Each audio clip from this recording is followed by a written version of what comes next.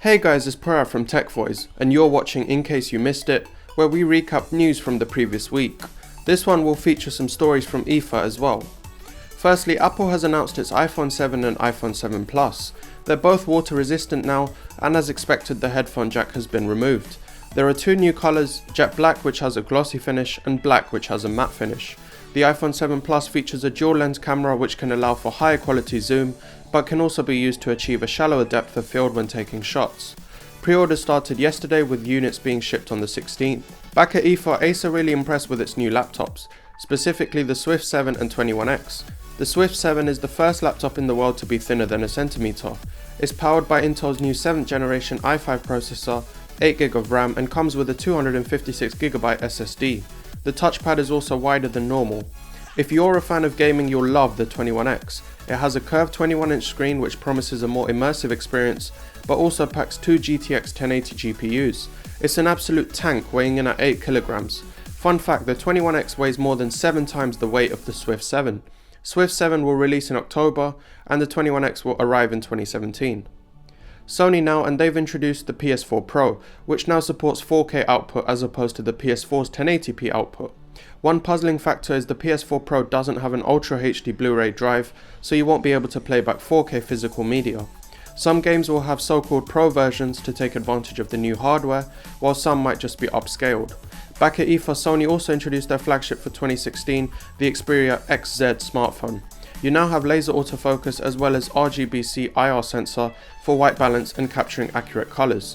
The design does look quite nice to us. For a flagship, the specs are a bit underwhelming though, with only a 1080p display and 3GB of RAM. The Xperia XZ smartphone will be released in October. Also at Ep4, Samsung introduced the Gear S3, its latest smartwatch. There are two versions, the Classic and the Frontier. The Frontier is a bit more rugged but also has flat buttons as opposed to the Classic where the buttons pop out. Both have the rotating bezel that Samsung introduced in the Gear S2 last year. Rotating the bezel can now also be used to accept or reject calls. You can also use any 22mm watch strap to customize the look and feel of the Gear S3 on your wrist. The Gear S3 is considerably larger than the Gear S2, and as a result the Gear S2 will still be available for those who want something a bit smaller.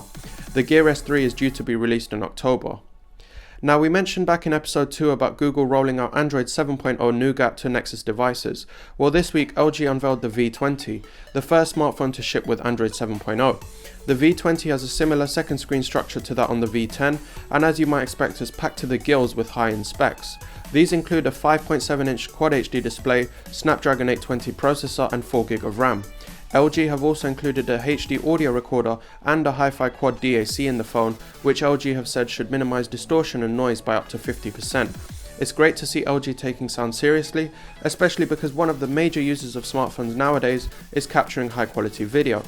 The V20 will initially be launched in America, Asia, Middle East and Africa. It's a bit of a shame if this phone never comes to UK or even Europe for that matter, but we'll have to wait and see.